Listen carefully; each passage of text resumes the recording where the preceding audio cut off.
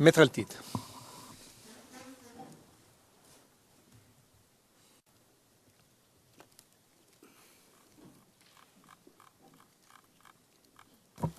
Merci, Monsieur le Président.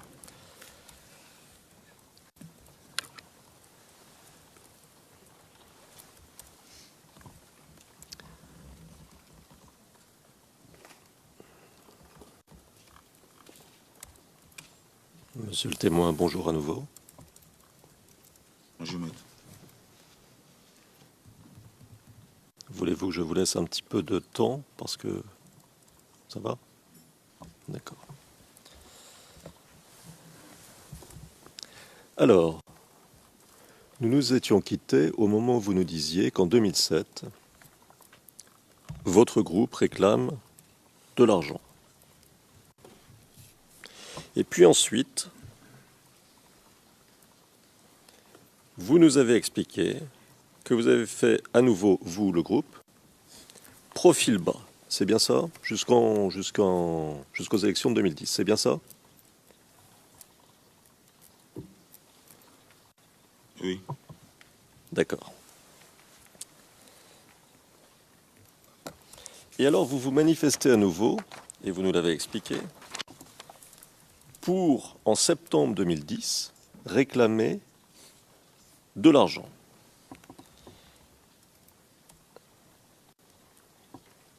La manifestation dont vous avez parlé à plusieurs reprises, qui réunissait, selon vos termes, les groupes d'autodéfense, c'était pour réclamer de l'argent. Est-ce que c'est ça? Oui. D'accord. En réalité, si j'ai bien compris, vous considériez qu'il était injuste que les rebelles reçoivent de l'argent en échange de leur démobilisation et que vous n'ayez rien. C'est bien ça?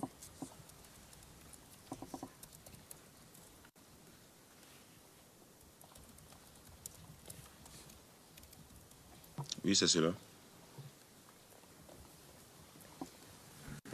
Alors, vous organisez ce rassemblement dont on a parlé ici à plusieurs reprises au stade de la Fosse. Et le stade de la Fosse, c'est cet endroit que nous avons vu sur la vidéo d'abord qui a été présentée par le procureur, puis que nous avons présenté hier. C'est bien cela? Oui.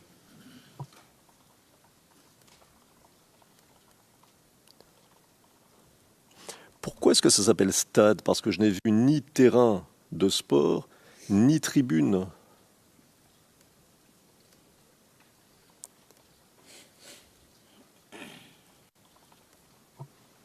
Il y a les tribunes, bien qu'elles ne soient pas grandes, mais il y a des tribunes. C'est un stade.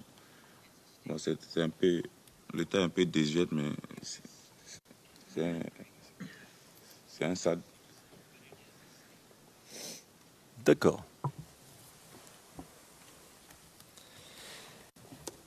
Et puis, de ce stade, vous essayez de traverser une partie d'Abidjan. C'est ça? Oui. D'accord. Et alors, vous nous avez expliqué plus exactement,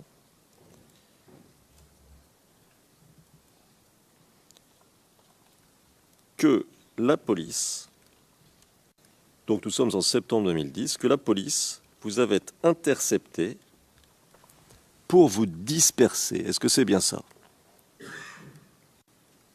Oui. Est-ce qu'il y a eu des blessés à l'occasion de ces tentatives de dispersion?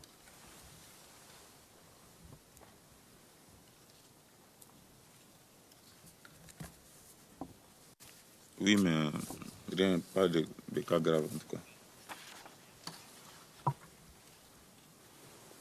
Vous me pardonnez, je ne vous ai pas entendu, vous disiez? J'ai dit oui, mais pas de cas graves. Pas de blessures graves. Des D'accord. cas de blessures légères. D'accord, d'accord.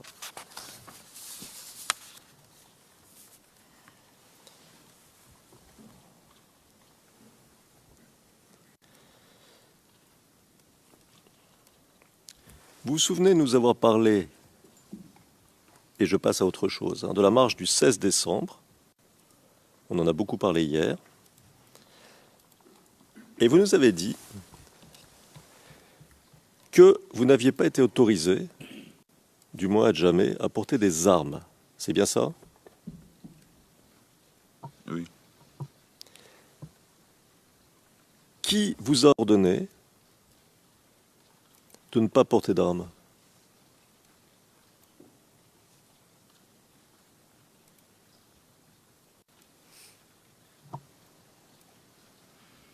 C'est l'instruction que Bozo avait reçue, donc qui m'a transmis, de ne pas faire, de ne pas doter les éléments en armes à feu au niveau de la Djamé.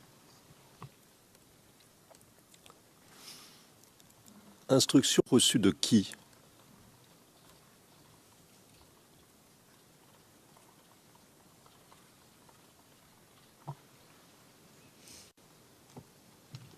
Ils n'ont pas mentionné un nom en particulier. J'ai expliqué que bien avant, lorsque la marche avait été déjà annoncée, la date, lorsque l'annonce, la date avait été faite, Bozo avait eu une réunion avec l'ancien ministre de l'Intérieur, Tagro, et il a été convenu de les mesures à prendre si vraiment cette marche de l'opposition était maintenue. Les dispositions que nous, à notre niveau, nous devrions prendre. Et puisque lorsque la marche a été maintenue, lui, il a bien entendu, comme il a expliqué, il est venu avec du matériel militaire, la cordelettes, comme il a expliqué, et les brassards.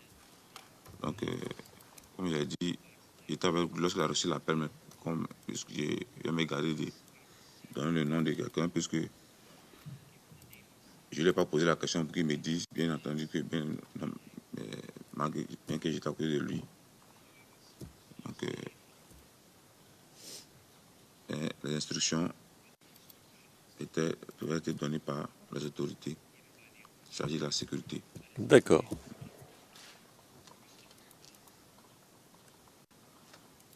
Cette réunion dont vous parlez à l'instant, vous n'y étiez pas, vous n'étiez pas présent, n'est-ce pas? Non. D'accord. Concernant la marche du 16 décembre, vous nous avez dit qu'il s'en était fallu de peu qu'il y ait un affrontement entre votre groupe et les policiers. Est-ce que vous pouvez nous dire de manière très simple, vous l'avez déjà expliqué, mais je voudrais juste éclaircir un petit peu les choses pour notre bénéfice commun à tous ici. Pouvez-vous nous dire pourquoi cet affrontement entre vous et les policiers, ou ce quasi-affrontement entre vous et les policiers?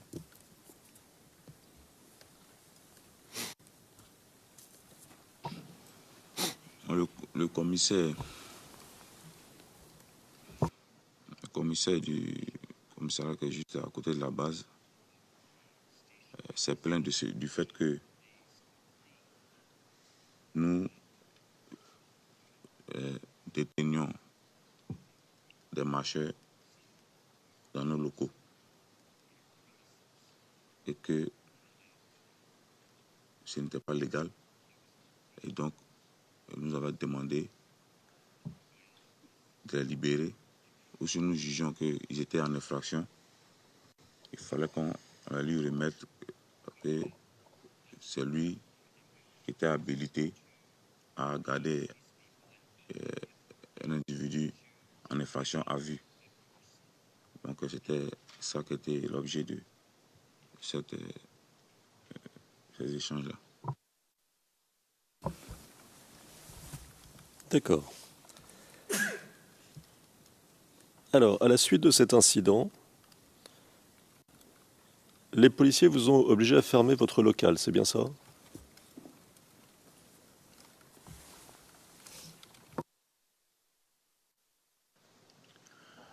puisqu'il voulait forcément rentrer, accéder à notre local, donc on l'a fermé.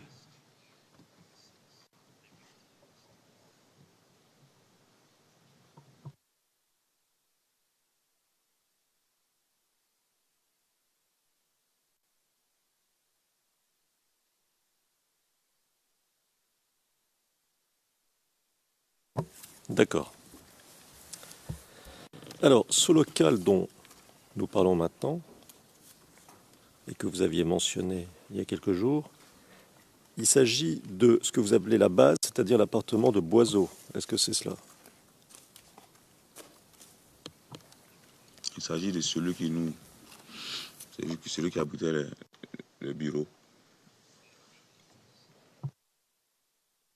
Donc, qui est contigu à l'appartement de Boiseau. Est-ce que c'est cela? Oui. D'accord.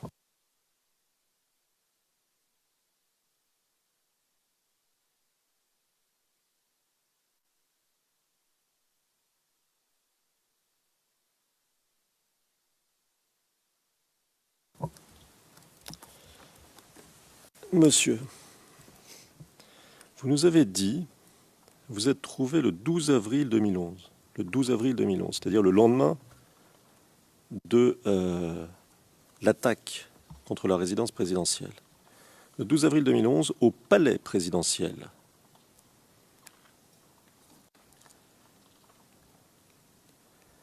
Alors, d'abord, vous y trouviez-vous avec des membres de votre groupe, des membres du GPP? Oui. Combien étaient-ils à peu près?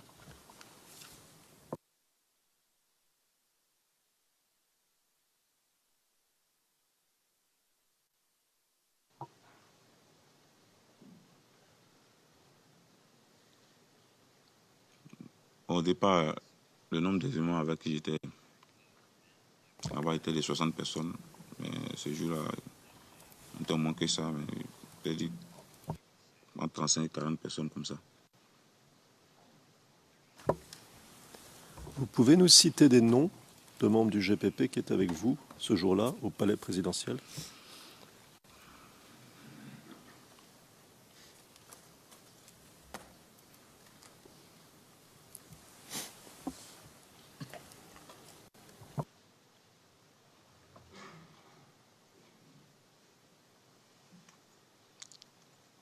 Il y avait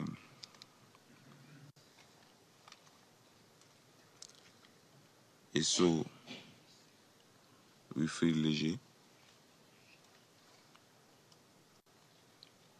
alias Bokota. Il y avait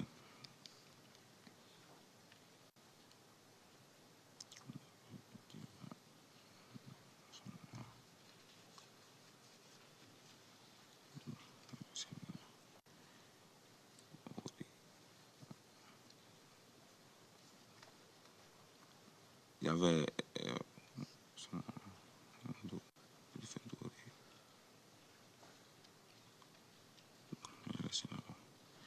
il y avait Koudou Didier, alias PKM. Il y avait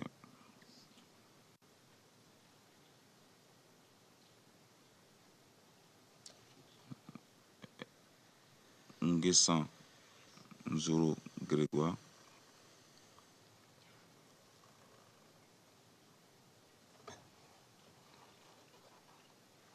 Il y avait Bayi Tapedona.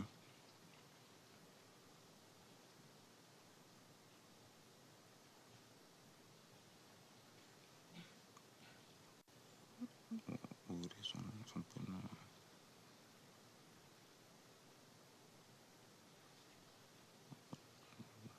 Pas son prénom.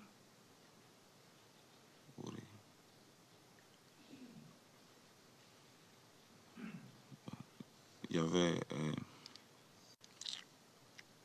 Esso Ange Richemont. Il y avait Kamo Diambra. Vous ne citez que ceux-là. Je m'excuse d'interrompre, Maître Adzi. Sur le transcrit français, Your Honor. Sorry. Monsieur le Président, s'il vous plaît, sur la transcription française, il est fait référence à une autre affaire. Je voudrais juste m'assurer qu'il n'y a pas de chevauchement ou de questions, numéro 1 donc. Deuxièmement, on vient juste de nous donner une liste de noms. Je crois qu'il serait bon d'avoir l'orthographe correcte de ces noms consignés au compte-rendu. Le président, en effet, dans la transcription en anglais aussi, il y a encore certains termes qui sont assez confus. Ça vient sans doute d'une autre source. Ça, c'est inquiétant. Mais bon, j'imagine que le greffe va pouvoir s'occuper de cela. Mais il serait bon, il est vrai, d'avoir l'orthographe correcte de ces noms consignés au compte-rendu. Alors, monsieur, pouvez-vous avoir la gentillesse, vous avez, je pense, sous les yeux le transcrit français, n'est-ce pas? Pouvez-vous avoir la gentillesse de reprendre les noms que vous venez de nous donner et de les épeler du mieux possible en fonction de ce dont vous vous souvenez? On a la SO là, les deux SO là, c'est E, 2S, OH à la fin. Il y a SO Wilfried Léger, alias Bogota. Et Kamo Diambra, c'est K-A-M-O, Diambra, D-I-A-M-B-R-A.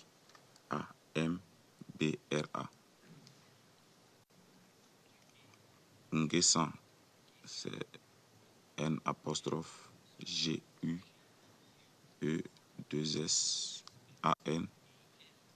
Nzoro, c'est N apostrophe Z-O-R-O.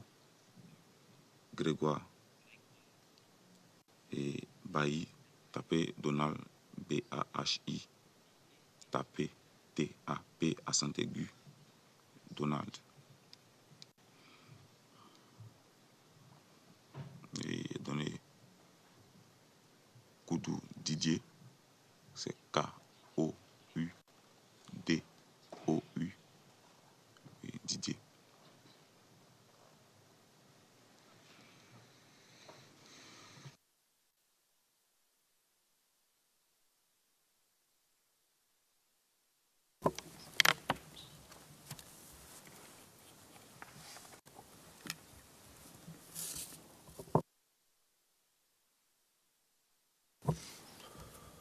Peut-on continuer, Monsieur le Président? Parfait, d'accord. Oui, certainement. Of course.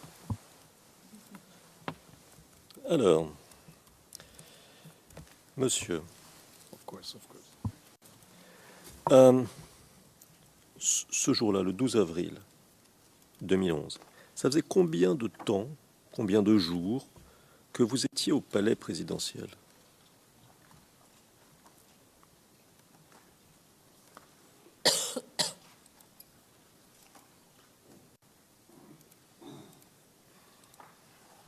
Six jours. Donc vous y étiez arrivé le 6 avril, c'est bien cela?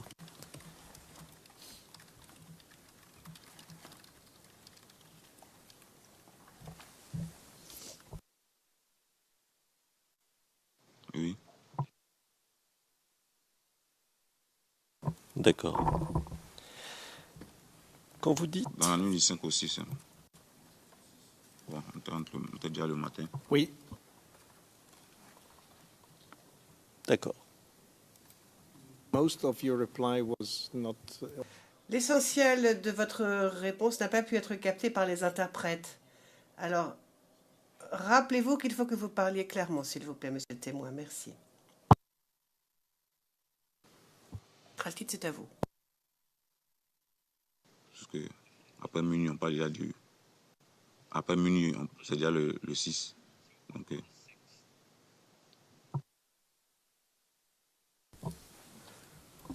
D'accord. Et quand vous dites au palais présidentiel, est-ce que vous voulez dire dans l'enceinte du palais ou dans le bâtiment du palais lui-même?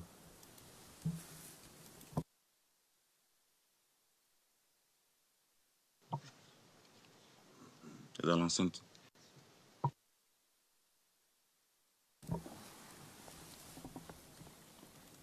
Est-il juste de dire que vous n'êtes jamais entré dans le bâtiment lui-même lors de ces 6 jours?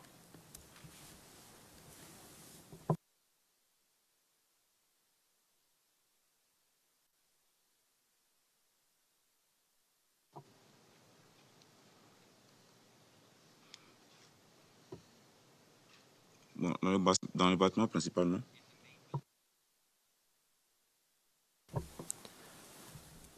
Lorsque vous étiez là pendant ces 6 jours, le bâtiment, ou plutôt le palais présidentiel, le complexe présidentiel pourrait-on même dire, a-t-il subi des attaques?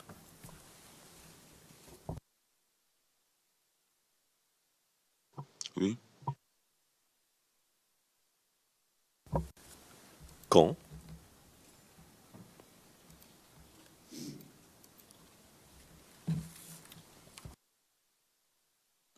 Dans cette période-là, il y avait des attaques chaque jour. Des attaques de qui?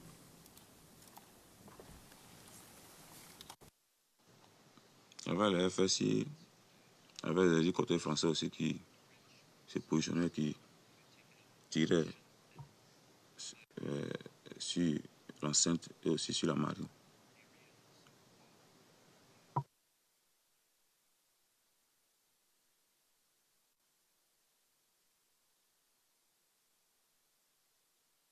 D'accord. Et vous nous avez dit que le 12 avril, des éléments de l'ONUCI étaient entrés dans le complexe présidentiel et avaient procédé au désarmement de ceux qui s'y trouvaient, lesquels avaient pu partir libres du complexe. C'est bien cela?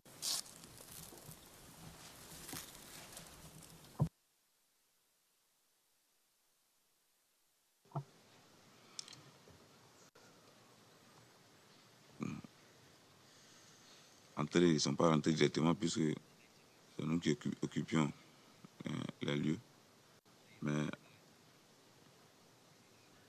on n'avait plus la possibilité de pouvoir engager un combat et pouvoir le remporter. On demandait à ce que nous déposions, nous rendons les armes et que, en tout cas, nous donnons la garantie à ce que aucun d'entre nous ne serait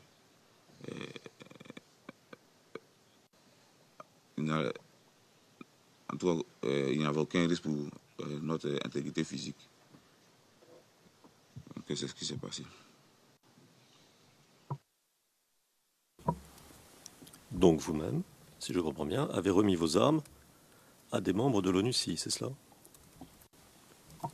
Nous, on a déposé nos armes et puis nous sommes passés par la Carina, moi, mes éléments par la Carina pour pouvoir rejoindre la base de Locodjoro, la base navale de Locodjoro. D'accord.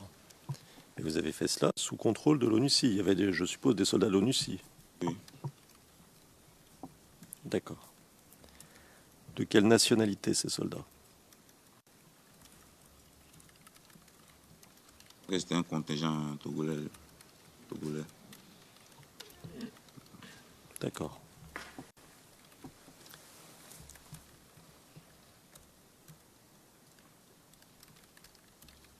Et vous êtes arrivé à la base navale, c'est bien cela? Oui. Elle avait été bombardée, la base navale? Il a expliqué que dans cette période-là, il y avait les tirs des hélicoptères français et sur le palais, et sur la base aussi, la base navale aussi. D'accord.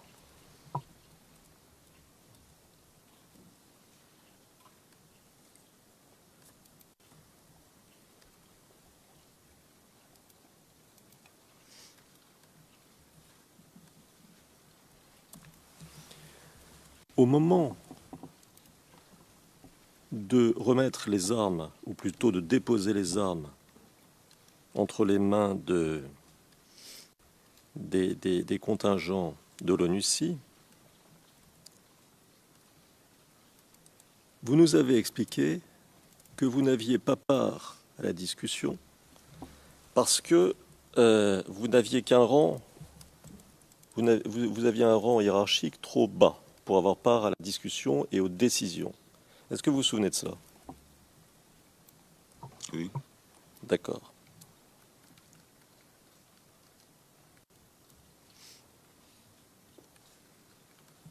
Je vais lire d'ailleurs ce que vous avez dit, comme ça les choses seront très claires.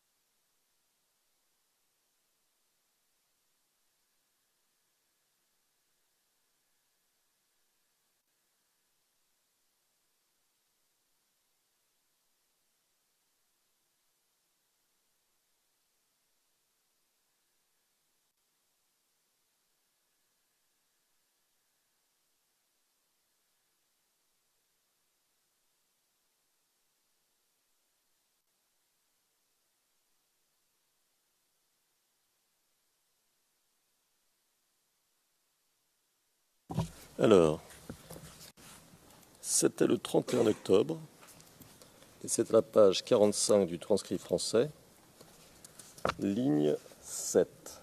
Ligne 7. Et je vous cite.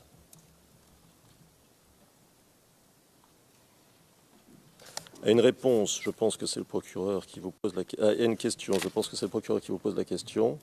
Est-ce que vous avez participé aux discussions, aux négociations? Vous répondez et vous précisez, donc ce que je vais vous dire maintenant. Début de citation. Je n'étais pas le plus haut gradé. Il y avait les officiers qui étaient là. Il y avait les sous-officiers de l'armée régulière qui étaient là, avec qui ils ont discuté. Fin de citation. Donc, si je comprends bien, c'est ça ma question, hein, c'est pas très compliqué. Donc, si je comprends bien, vous, votre rang était en dessous des officiers et des sous-officiers de l'armée régulière, c'est cela?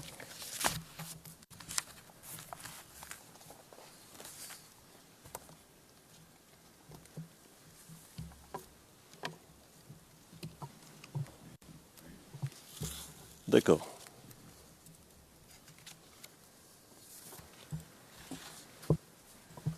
I'm not sure. The microphone of the witness was. Monsieur MacDonald, le microphone du témoin n'était pas activé. Je pense qu'il a répondu, mais cela n'a pas été entendu ni consigné. Est-ce que vous pouvez répéter ce que vous venez de dire? Oui, vous aviez dit oui. And it was captured. Le président, et cela a été consigné, effectivement. Monsieur le témoin, est-ce que l'expression commando invisible vous dit quelque chose?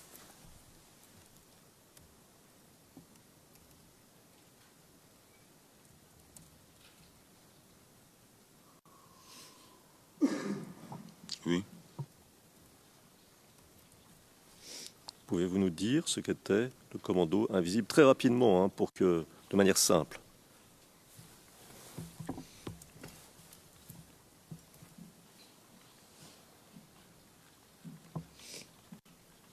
À ma connaissance, le commandant invisible, c'était un nom qui était employé par un commando qui opérait au niveau de la Bobo,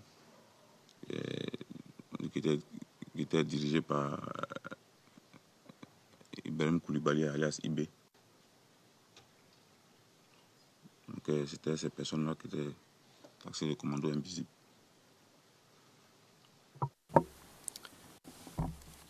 D'accord. Et qui était IB?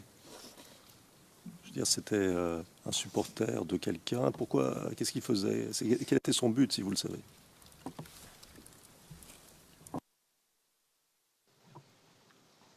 IB était l'un des responsables des forces nouvelles d'avant. Ils ont participé à l'offensive pour enlever M. Gbagbo au pouvoir.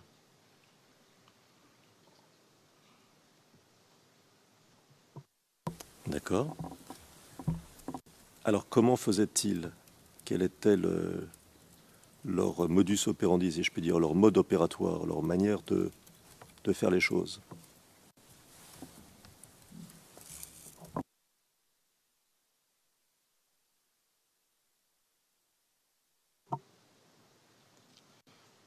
L'information que nous on avait en ce moment, quand je dis en ce moment, c'est pas après ça, après les élections, que la proclamation des résultats, que c'est ce commando-là, en tout cas que nous on en a entendu parler. Et leur modus operandi, c'était de se faufiler lorsqu'il y avait des marches ou bien soit des rassemblements de l'opposition qui se mettaient au milieu et puis ils tiraient sur les forces de sécurité.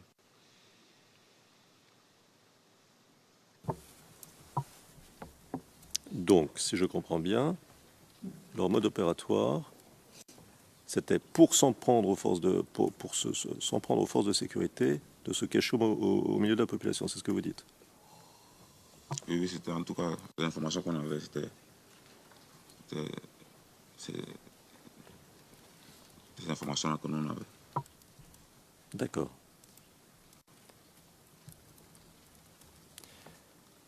Et vous, votre groupe, vous êtes allés les combattre?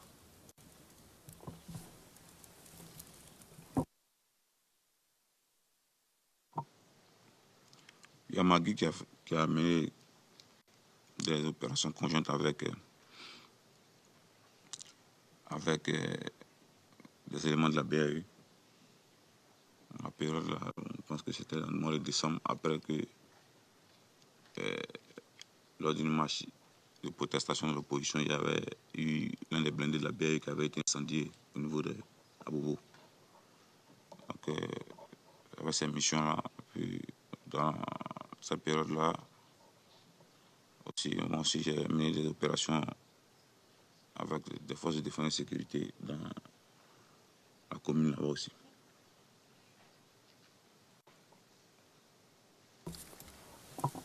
Et vous-même personnellement, pourquoi vous ne les avez pas combattus?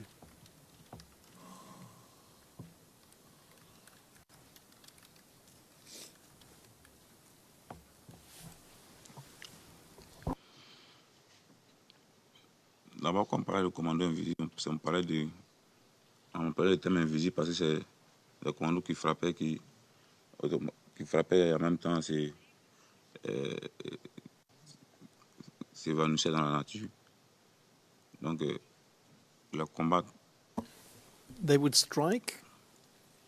Le juge président, il frappait. Qu'est-ce que vous voulez dire? Au juste, vous avez parlé d'attaquer ou de frapper. Qu'est-ce que vous voulez dire? Nous n'étions pas en mesure de suivre votre réponse.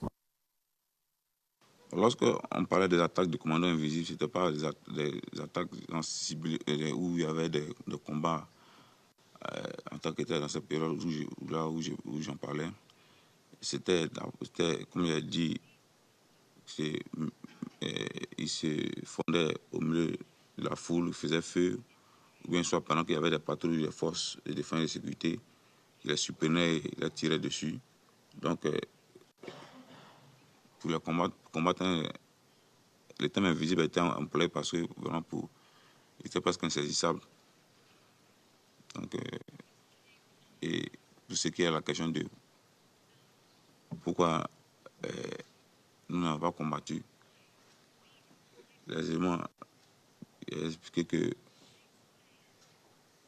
Magui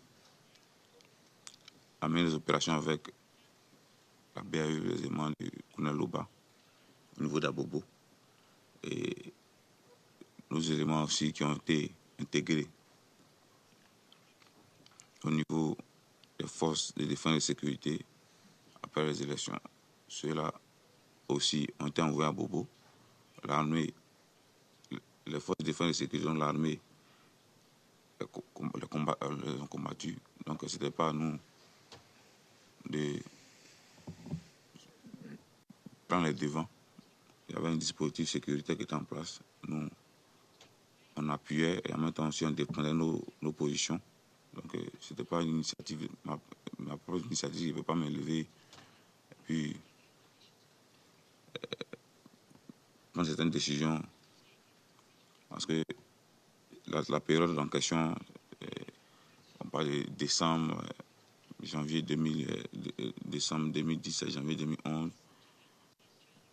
ce n'était pas la guerre en tant que telle comme c'est arrivé par la suite. Merci. Est-ce que vous vous souvenez de nous avoir parlé des rumeurs qui circulaient concernant la présence de mercenaires et soldats venus du Burkina? Vous en souvenez de nous avoir dit ça? Oui, on dit qu'il y avait des mercenaires puis des soldats venus du Burkina qui étaient à Abidjan en infiltration. Est-ce qu'à l'époque, vous avez appris d'autres choses sur ces mercenaires ou soldats, d'autres éléments d'information utiles pour nous, pour mieux comprendre les choses?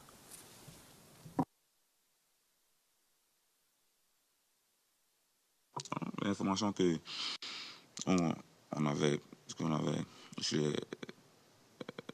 l'institution pour d'être vigilant, et surtout au niveau des barrages, les checkpoints qu'on avait érigés, vigilants quant à la présence de ces individus-là, et même dans les différentes positions, les différentes zones, même le commandant aussi, au niveau du GPP avait reçu ces instructions aussi, de faire des repérages, de vérifier les nouveaux arrivants dans les quartiers, parce qu'il y avait la présence de ces soldats ou mercenaires venus du Burkina qui étaient entrés à Abidjan dans le but de pouvoir enlever le président au pouvoir.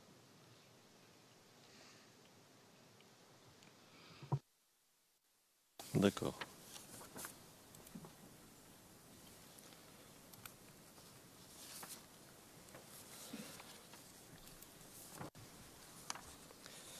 Monsieur le témoin, avant de venir ici, à La Haye, est-ce que vous étiez en détention en Côte d'Ivoire? Oui. Où étiez-vous enfermé? Objection.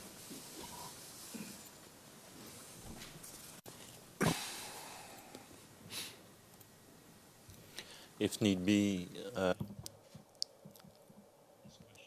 Cette question peut être abordée hors la présence du témoin. Le président, oui, je comprends, c'est une question de sécurité. Le procureur, des informations expurgées. Le président, oui, je sais, des informations expurgées. Mais qu'est-ce que vous entendez par où, maître? In which location? À quel endroit, c'est cela? Mais nous savons que cette information a été expurgée. Cette information a été expurgée de l'entretien sur la sécurité du témoin. Avec votre autorisation, avec l'autorisation de votre chambre, passons en audience à huis clos partiel et discutons cela. Le témoin est là, ça nous intéresse de savoir ce qui se passe et de quoi est faite sa vie. Ça nous intéresse de savoir quel est son quotidien. C'est fondamental pour essayer de comprendre s'il est crédible ou pas. No, this is not fundamental. Le président, non, ce n'est pas fondamental. Ce n'est absolument pas fondamental. Cette information a été expurgée. Nous n'en parlons pas. Nous ne parlons pas de sa détention ni du lieu des détentions. L'information a été expurgée justement pour ces raisons dans le cadre de l'entretien sur la sécurité du témoin et ça restera ainsi. Alors,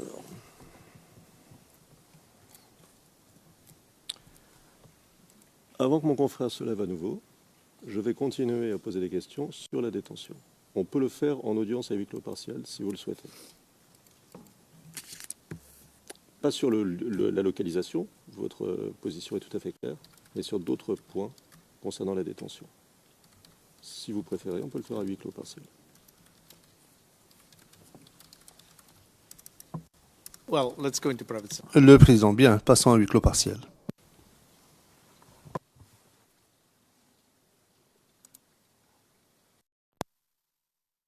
Je vais expliquer. Lorsque j'étais envoyé à DST, j'ai été. Non, No, let, c'est- Le président, non, un instant.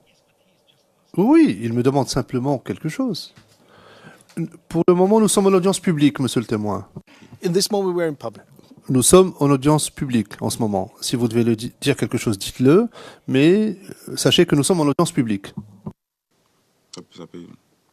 No, you said you would. Vous souhaitiez poursuivre en audience à huis clos partiel? Ce qui s'était dit en audience à huis clos partiel. Mais c'est pas. So let's go. Le président. Très bien. Pour cette précision, nous allons repasser en audience à huis clos partiel.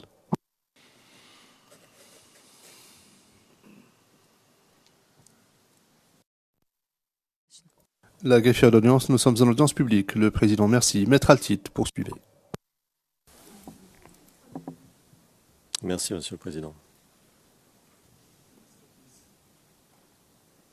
Alors, nous parlions d'un trajet entre la résidence présidentielle et la Riviera. C'était quel jour ce trajet, vous vous souvenez?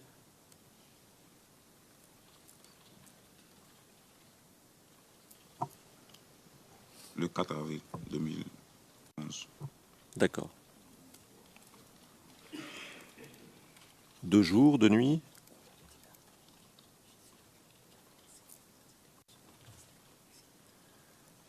Les jours. D'accord. Sur le trajet, est-ce que vous avez vu des véhicules militaires non ivoiriens, soit français, soit de l'ONUCI?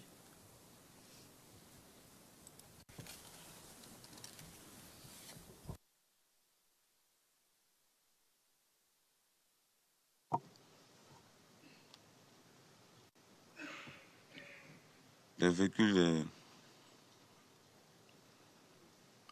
Les véhicules non ivoiriens n'étaient pas directement dans les environs. Les véhicules non ivoiriens étaient dans les environs vers le Golfe Hôtel et vers le carrefour de la ville qui est loin des lieux. D'accord. Est-ce qu'il y avait des hélicoptères dans le ciel? Oui. Et qu'est-ce qu'ils faisaient?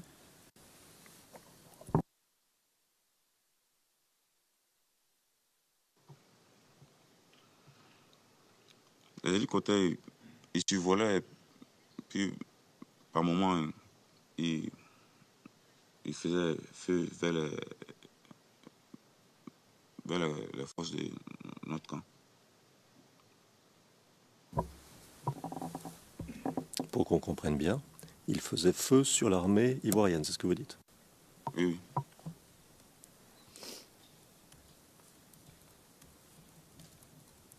D'accord.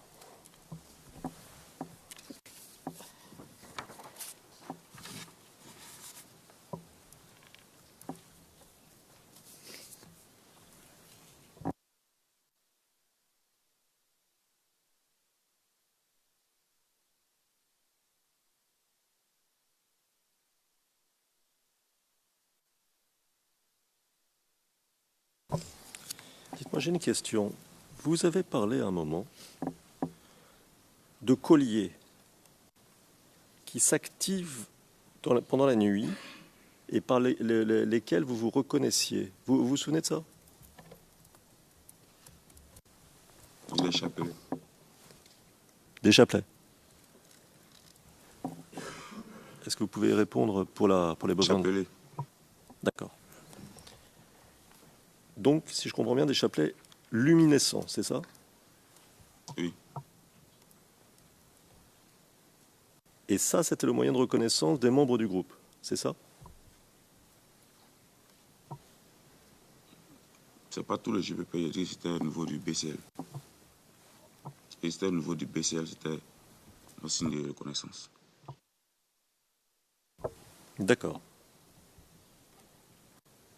Donc c'était des chapelets en plastique qu'on achète dans les marchés, ce genre de choses? Et devant les églises catholiques précisément. D'accord.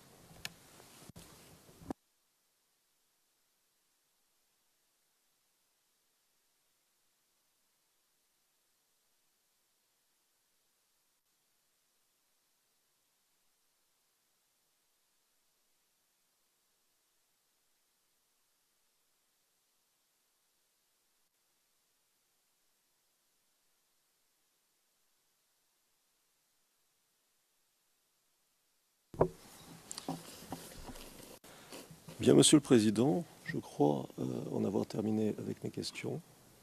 Et je voudrais remercier le témoin. Monsieur le témoin, je vous remercie pour avoir bien voulu y répondre.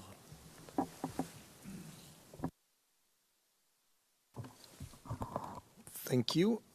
Le juge président, je vous remercie. Je voudrais juste revenir sur ce que vous avez dit et sur ce que je peux lire dans la transcription anglaise, avec toutes les réserves que cela implique. À la page 49, ligne 6 et suivante, lorsque vous dites le fait qu'un élément d'information a été expurgé par le bureau du procureur n'a pas de conséquences, quelles qu'elles soient, pour ce qui est de savoir si la Chambre l'accepte ou pas. Sachez que l'expurgation a été ordonnée par la Chambre et non pas par le bureau du procureur. Now I would ask the office of the prosecutor. Je m'adresse maintenant à Monsieur le procureur. Est-ce que vous souhaitez poser des questions supplémentaires maintenant, Monsieur MacDonald? Oui, effectivement, mais pour que nous puissions procéder rapidement à ces questions supplémentaires, je vous demande de bien vouloir faire la pause maintenant et de reprendre à 14h plutôt qu'à 14h30. Nous pourrions peut-être faire la pause déjeuner d'1h30 maintenant, et à ce moment-là, nous serons en mesure de commencer notre examen, nos questions supplémentaires, et cela pourrait nous prendre une vingtaine de minutes, 20-25 minutes maximum. Le juge président, tout à fait, nous faisons droit à votre requête, nous allons faire la pause maintenant et nous reprendrons à 14h et non pas à 14h30.